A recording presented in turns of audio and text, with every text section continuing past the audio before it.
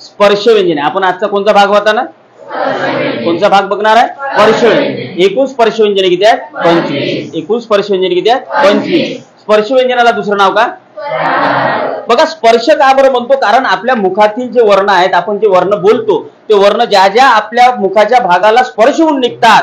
जर मी म्हटलं तुम्हाला प फ ब भ, काय म्हटलं मी? प फ ब भ. बघा, प फ ब भ म्हटलं तर आपल्या होठ एकामेकाला छेदतात, बरोबर आहे, आणि त्याला स्पर्श होऊन आपला प फ ब भ निघतात, बरोबर आहे की नाही? कंठ म्हटलं तर काय? क ख ग ग. कुठून येत आहे? क ख ग ग.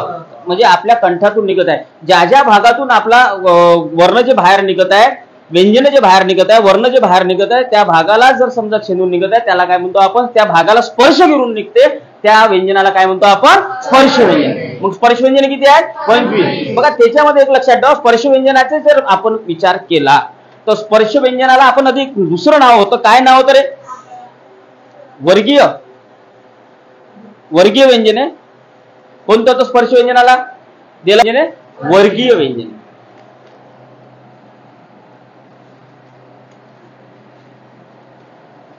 कोणतं नाव आहे?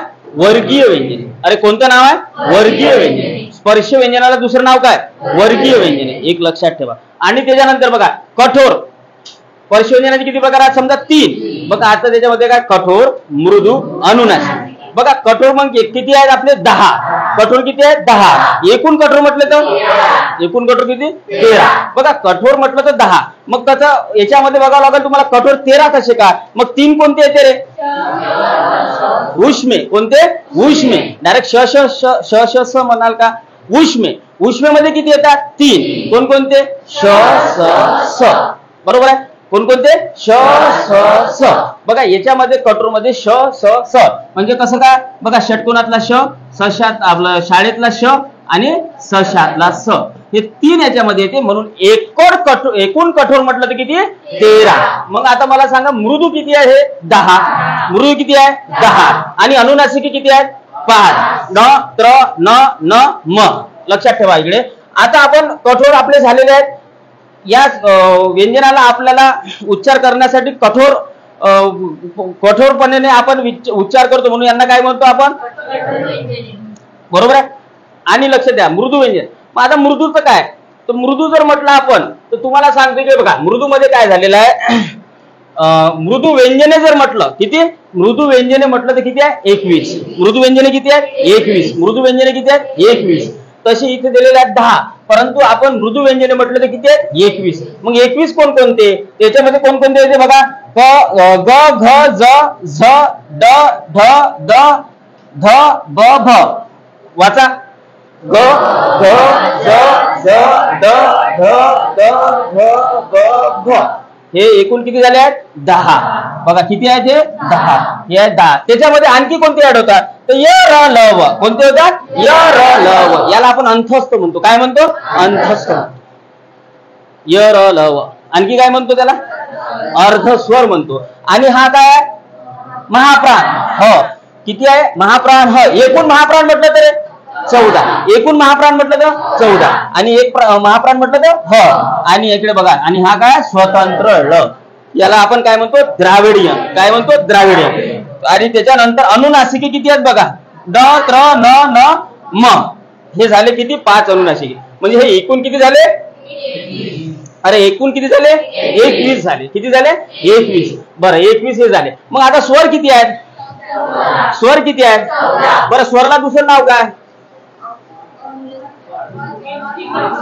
काय नाव आहे? अच म्हणतो. काय म्हणतो? अच म्हणतो. बरोबर आहे. ठीक आहे. स्वराचा एकूण स्वर किती आहेत? आधी किती होते? 12. अरे आधी किती होते? 12 होते. आता किती आहे? 14 आहे. मग कोणते 2 वाढले?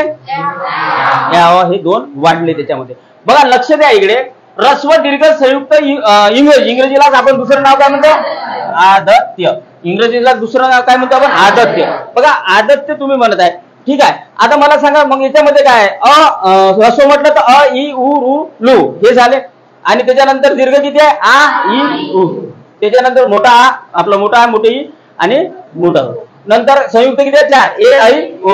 आणि इंग्रजी किती आहे? एकूण 14 आहे. किती आहे? 14. मग हे 14 स्वर झाले. 14 किती आहे?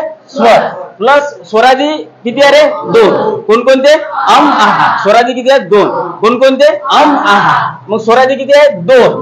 बरोबर आहे. आता स्वर 14 स्वरादी 2 आणि मृदू व्यंजने आत्ताच आपण पाहिले किती आहेत? 21. आणि हे सगळे मिळून एकूण मृदू वर्ण किती आहेत मग? 37. आणि याचं काम तुम्हाला कुठे पडेल? संधीमध्ये. हा भागाचं काम सगळ्यात जास्त आपल्याला कुठे पडेल? संधीमध्ये. हा जो याचा चॅप्टर आहे, याचा जो आपला तक्ता आहे, तो तक्ता तुम्हाला पूर्ण पाठ पाहिजे, पूर्ण पाठ पाहिजे. समजा इथं जर घेतला आपण तर सरळ इथं एक गट घ्यायचा, क च ट त प. काय? हा तर पाठच पाहिजे तुम्हाला. बघा, प्रथम व्यंजन संधी, तृतीय व्यंजन संधी, आलं का लक्षात? तर या सगळ्या गोष्टीसाठी तुम्हाला हा तक्ता काय पाहिजे?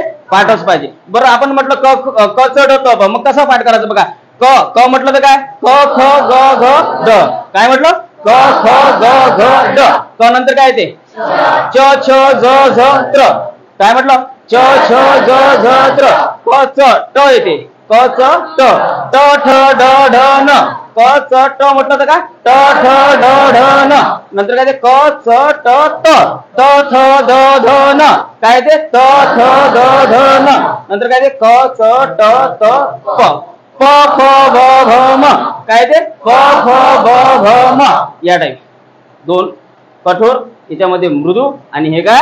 अनुनासिक. याचा खूप सुंदर आपल्यासाठी, जर तुमचं वर्णमाला टाईट असेल तर याच्यावर सगळा तुमचा वर्णमालाचा अभ्यास जर व्यवस्थित असेल तर याच्यावर आपल्याला कशाचा अभ्यास येईल? संधी. हे जर व्यवस्थित नसेल तर संधी लवकरात लवकर आपल्याला लक्षात येणार नाही.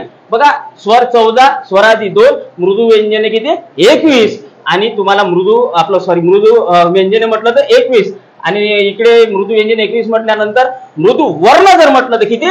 37. असा हा भाग आहे. याच्यामध्ये तुमच्या लक्षात आलं का आता? म्हणजे आपण आता काय पाहिलं? सगळ्यात पहिले स्पर्श व्यंजने पाहिले, त्याच्यामध्ये कठोर पाहिलं, त्याच्यामध्ये मृदू पाहिले. आता काय राहिले आपले? अनुनासिक. आता अनुनासिकेला दुसरं नाव काय तुमचं? परस्वर्ण. काय नाव आहे? परस्वर्ण. आणखी एक दुसरं नाव कोणतं सांगितलं? पंचम वर्ण. कोणतं सांगितलं? पंचम वर्ण.